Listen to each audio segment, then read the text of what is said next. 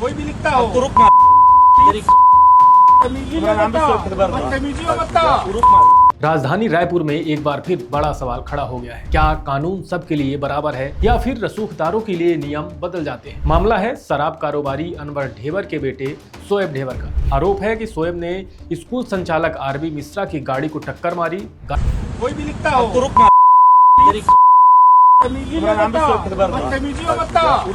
गाली गलौज की और जान से मारने की धमकी तक दे डाली। एफआईआर दर्ज हुई, लेकिन उसके बाद जो हुआ उसने पूरे सिस्टम पर सवालिया निशान लगा दिए हैं। बताया जा रहा है घटना के बाद तेलीबांधा थाने में आरोपी शोएब ढेबर के खिलाफ एफआईआर दर्ज की गई। आमतौर पर ऐसे मामलों में क्या होता है, एफआईआर दर्ज, आरोपी की तलाश और गिरफ्तारी।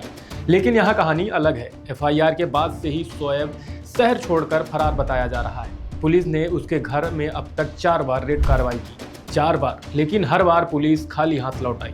जांच अधिकारियों का कहना है कि आरोपी ने अपना मोबाइल नंबर बंद रखा है और जल्द ही उसकी गिरफ्तारी की जाएगी। लेकिन सवाल यह है कि अगर आरोपी की आखिरी लोकेशन उसके घर के पास बताई जा रही थी तो फिर वो कहां गया? क्या जमीन निगल गई या आसमान खा गया? राजधानी में हर चौराहे पर सीसीटीवी कैमरे लगे हैं। स्मार्ट सिटी के नाम पर करोड़ों रुपए खर्च हुए, तो क्या उन कैमरों में उसकी तस्वीर नहीं आई? क्या पुलिस ने फुटेज खंगाली? और अगर खंगाली तो फिर वो दिखा क्यों नहीं? शहर में सैकड़ों कैमरे हैं, टोल नाके हैं, एंट्री और एग्जिट पॉइंट्स हैं। अगर कोई व्यक्ति शहर छोड़ता है तो क्या उसका कोई रिकॉर्ड्स नहीं बनता? क्या पुलिस ने शहर के बॉर्डर, हाईवे, टोल प्लाजा की फुटेज खंगाली? क्या bus stand, railway station, airport की जांच हुई? या फिर सिर्फ मोबाइल बंद है कहकर मामला ठंडा कर दिया गया? क्या पुलिस के मुखबिर इतने कमजोर हो गए हैं कि एक आरोपी का पता नहीं लगा पा रहे, या फिर तलाश में कहीं ढिलाई बरती जा रही है? 4 बार रेड, लेकिन हर बार आरोपी गायब। क्या उसे पहले से सूचना मिल रही थी?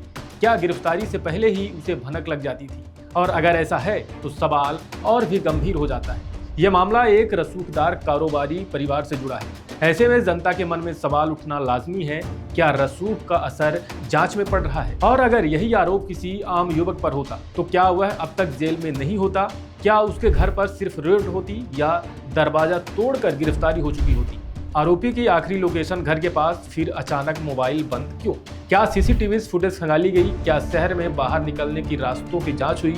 क्या पुलिस के पास पुख्ता इनपुट नहीं है, या फिर कार्रवाई सिर्फ कागजों में हो रही है? पुलिस कह रही है गिरफ्तारी जल्द होगी, लेकिन जल्द कब आएगा? एक दिन, एक हफ्ता या फिर महीनों बाद? क्या कानून की पकड़ इतनी कमजोर हो गई है कि एक आरोपी मोबाइल बंद करके सिस्टम को चुनौती दे सकता है, या फिर सिस्टम ही आंखें मूंद कर बैठा है? ध्यान देने वाली बात है, ये ढेबर आदतन अपराधी है। इसने पहले भी ऐसे कई कांड को अंजाम दिया है। ऐसे असामाजिक तत्वों पर जब पुलिस को कड़ी निगरानी रखनी चाहिए थी, लेकिन लगता है पुलिस आंखों में चश्मा चढ़ाए बैठी है। लोग पूछ रहे हैं, क्या कानून सिर्फ कमजोरों के लिए सख्त है और ताकतवरों के लिए नरम? अगर शहर में कैमरे हैं तो आरोपी दिख क्यों नहीं रहा? अगर पुलिस के पास नेटवर्क है तो वह पकड़ा क्यों नहीं जा रहा?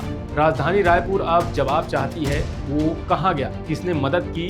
क्या कोई सूचना लीक हुई? क्या जांच सही दिशा में है या फिर मामला ठंडे बस्ते में डालने की तैयारी है? क्योंकि सवाल सिर्फ एक आरोपी का नहीं, सवाल है कानून की बराबरी, सवाल है सिस्टम की विश्वसनीयता का।